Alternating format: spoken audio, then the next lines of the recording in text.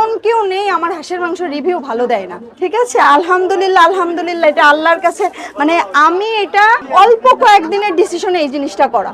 আমার এখানে আমি যেমন ফ্রেশ খাবার সার্ভ করি তেমন গরম গরম খাবার সার্ভ করি। আপনারা যদি গরম খাবার না পান 1 টাকাও দেওয়ার কোনো প্রয়োজন নেই। কোনো কাজই ছোট না, ছোট থেকেই মানুষ বড় হয়। মানে আমার কাছে মনে হয় বসে না থেকে সকলেই যে যেটা পারে সেটা নিয়ে কাজ করা উচিত। এবং আমার বান্ধবীর সাথে আমি এসে মানে ওর সাথে এসে এই দোকান দেওয়া, মানে ও আমাকে বলছে যে একটা ফুড কার্ট করতে পারো। মানে আমি কিন্তু মেয়ে মানুষ, হুট করেই কিন্তু একটা বড় জায়গায় ইনভেস্ট করাও কিন্তু একটা হার্ডের ব্যাপার আছে।